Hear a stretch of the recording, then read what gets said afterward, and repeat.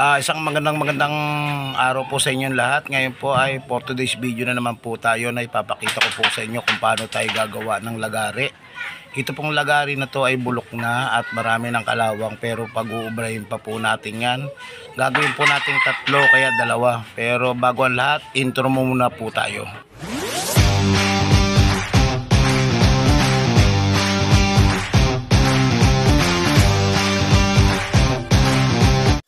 At syempre dito po ngayon ay sisirain na po natin yung ating hawakan. Ngayon babaklasin po natin yan hanggang sa masira natin yan. Tatanggalin po natin pati tornilyo niyan. Dahan-dahan na po sa pagtanggal nito dahil pwede tayong masugatan sa ating ginamit. Ang ginamit po natin ay flat screw para sa pagtanggal po ng ating handle ng ating lagari na sira na. Pero para mapakinabangan po natin ang ating lagari. Ayan, gagamit naman po tayo ng vice grip sa pagtanggal naman po ng tornilyo dahil hindi na po kayang tanggalin ng screw. Puputulin na po natin yan dahil wala na pong silbi na rin yan dahil lost thread na rin po yung tornilyo na yan, sira na rin po siya, kaya lalagariin na lang po natin yan hanggang sa matapos po natin, maputol po natin lahat yan. Ayan, ganyan lang po ang paglalagari yan, unti-unti lang po, dahan-dahan lang po tayo sa paglalagari. Tsatsagain lang po natin yan hanggang sa mapuubos natin yan lahat. Yan, katulad ng ginagawa natin. Yung isa naputol na po natin, ganyan lang po ang pagputol. At syempre, ano pa ba gagawin natin? Kiskisin muna natin, i-rin muna natin siya para luminis siya. Sa huli na natin talaga pakintabin yung hasain ng maayos. Sa ngayon, tatanggalin muna po natin yung mga pinakakalawang niya, mga natitira-tirang kalawang, Ayan, sa paghasa naman po nito, siyempre kailangan din pong maingat kayo, Dahan-dahan lang, pwede po kasi tumalsik yung talim niyan sa inyong muka. At siyempre, eto na po, ang ating gagawin ay susukatan na po natin siya para makuha natin po yung pinakasukat na gusto natin, kung mapag-iilan natin, kung tatlo o dalawa. Kayo na po bahala kung ano po gusto nyo, kung pag-iilan ninyo. Ayan, sa akin po kasi pwede kong gawin pag tatlo. Yung pinakamaliit po yung magiging pandukot-dukot natin sa mga halimbawa kung may lalagariin kayong pabilog. At ito na nga po pala, dito na po tayo magsisimula, tatabasin natin, tatanggalin natin yung pinakamahaba niya para mapagtatlo natin siya. Ayan, siyempre hawakan muna po natin ang vice grip. Ayan, pinutol na natin. Ngayon naman po ito ay puputulin na rin natin yan. Tabasin natin. Sa pagtabas din po pala nito, kailangan din po ng dahan-dahan. Dahil pwede pong matalsikan yung mata ninyo ng baga kung kayo po ay walang salamin, pero mas maganda po kung kayo ay magsasalamin. Pinas forward na po natin para lang po tayo mapabilis sa pag-edit ng ating video dahil nakakaboring kapag masyadong mahaba. Ayan, dahan-dahan lang po natin tabasin para hindi po kayo masugatan. Ayan. Ito po pala ay tutupiin na lang natin, gamit ang ating vice grip. Tinupiin na lang po natin. Ayun, natabas na po natin yung isa. Ngayon ang kasunod naman po tatabasin natin, ito yung pangatlo. Bali pag ito po itinabas natin, magiging dalawa yan. Tapos yung isa kanina, bali magiging tatlo na po yung ating lagari. Tayo na rin po maghahasa niyan, tayo na rin magngingipin para hindi na rin tayo magpahasa at bumili pa ng lagari. Tayo na rin ang gagawa ng handle. Tayo na rin maglalagay ng ngipin. Ayan, kita nyo na po, bina-vice grip na po natin, dahan-dahan lang po natin yan dahil pwede pong tumama yung tulis niya sa atin. Hanggang sa mapagtatlo lang na tatlo po natin yan. Yan po yung ating gagamitin sa kailangan sa araw-araw sa pagtatrabaho sa construction. Ganyan lang po. Ayan, nakita nyo. Siyempre, dahan-dahan lang po yan. Nakita nyo na po, bali na pagtatlo na po natin, Ayan, tatlo na po siya. Ngayon, siyempre, hasain po natin yung mga bandang matatalim niyan. Tatanggalin po natin yung mga nakausli na yan. Yan po yung dapat natin tanggalin dahil pwede po makasugat yan. Pati po yung mga dulo, bibilugin natin. Ayan. At mamaya po ipapakita ko sa inyo. Lilinisin natin yan. Tatanggalin natin yung mga kalawang. Ayan, linisin lang po natin lahat. Basta lahat po yun tatanggalin natin at lilinisin. Ngayon, dahil sa natanggal na po natin, paghati-hati natin, sukatan uli ng pentel pen, ano, diretsuhin natin. Kailangan po kasi diretso yan para pag nagtalim tayo ay mas maganda. Sa ngayon naman po, ang gagawin naman po natin ay handle, ano.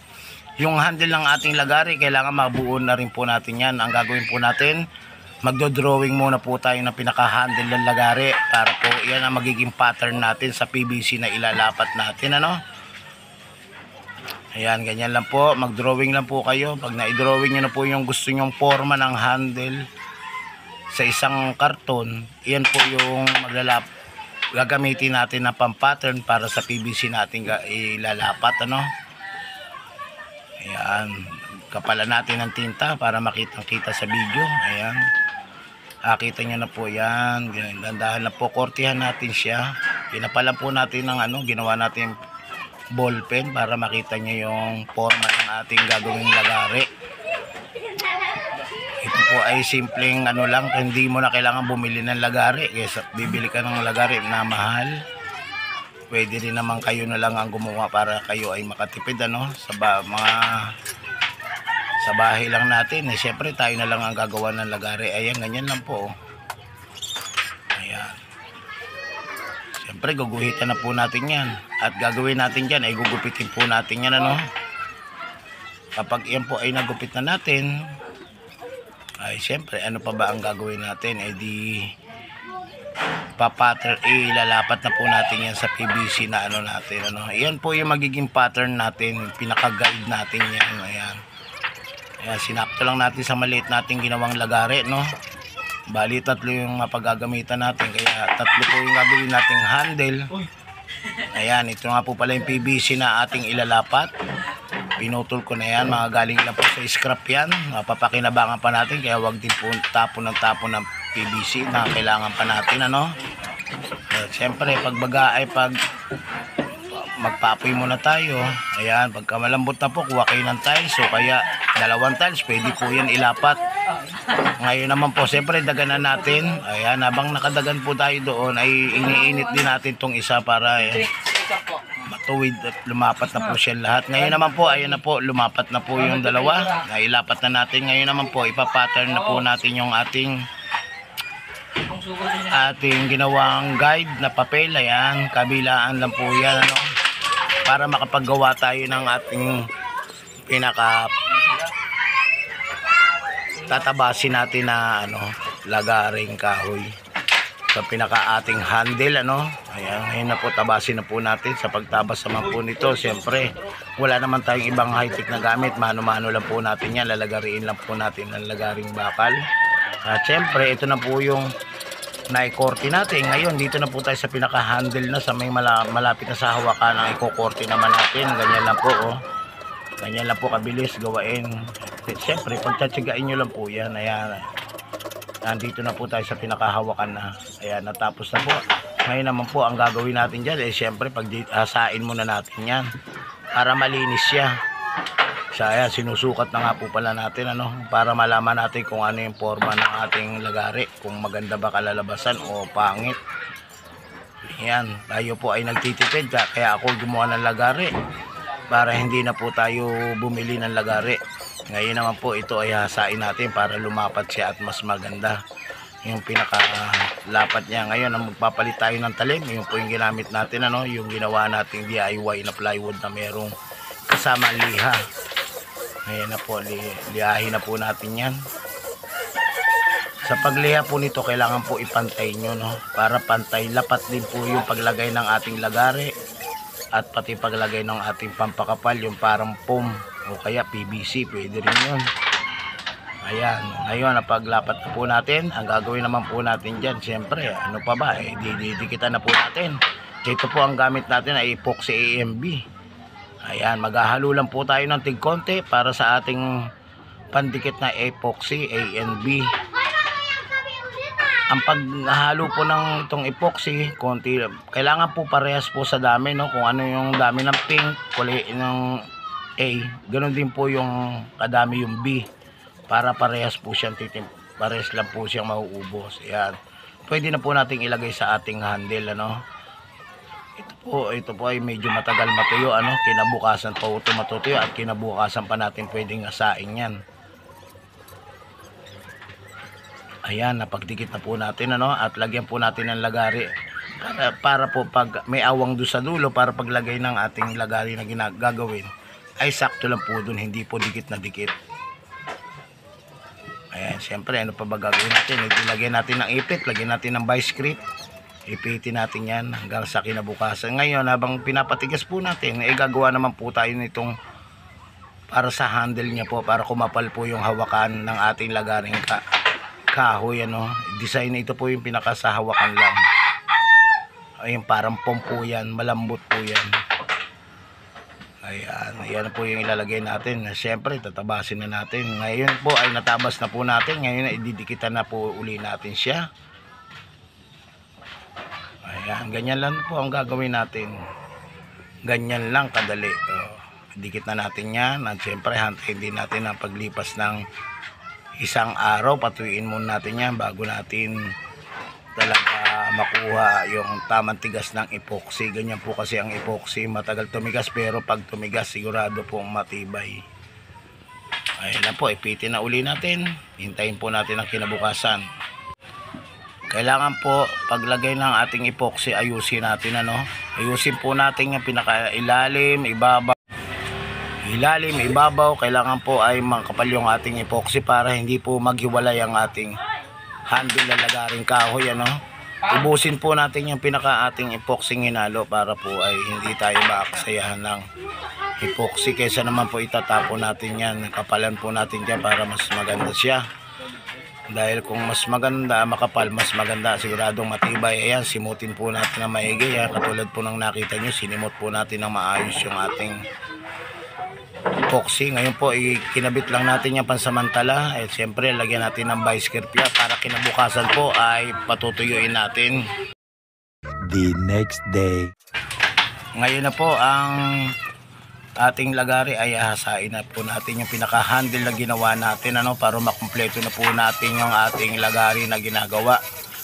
Siyempre ito po ay handle muna, tapos na natin yung sa lagari.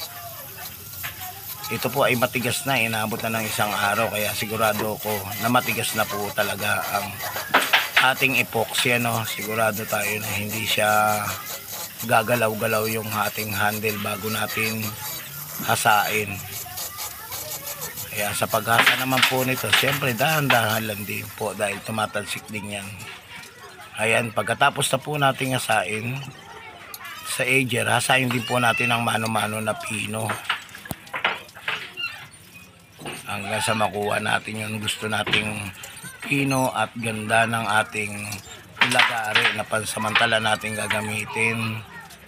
Kaya po pala tayo gumawa ng lagaring maliit para kahit saan tayo magpunta, kahit maliit lang ang bag, pwede. Ayan, medyo ayos na po at maganda na po yung ating handle ano, napino na po natin. Ngayon po ang kasunod po na gagawin natin dito ay bubutasan natin siya para po sa ating tornilyo na ikakabit. Ayan, dalawa lang po, pwede na po yung pang ano, malagyan ng tornilyo, kahit dalawa lang, wag na yung tatluhin. Makakahawak na po yung pinakalagari niyan dyan. Yung pinaka tornilyo na ay matibay na rin yan kahit dalawa lang. At syempre yan, butasin na po natin ano. Sa pagbutas lamang po nito, kailangan dahan-dahan lang din. Kailangan po natin ay gagamitin natin talim ay 1/4, dahil kung 1/4 po yung ating tornilyo no, na gagamitin. Ngayon po ay susubukan na po natin ikabit yung ating tornilyo ano. Ito po ay 1/4 ano. Medyo masikip ng bahagya pero sakto-sakto lang. Ayan, nakita niyo naman po, maganda na po kinalabasan. Subukan nating lagariin sa kahoy. Okay na po, maganda rin po yung quality ng ating lagari. At kung kayo po pala ay hindi pa po nakasubscribe sa aking YouTube channel, huwag niyo pong kalimutang mag-subscribe, mag-like at mag-share. Huwag pakipindot na rin po ang ating button bell para lagi kayong updated sa aking papakitang video. Hanggang dito lang po ang aking video. Maraming salamat po. Bye-bye!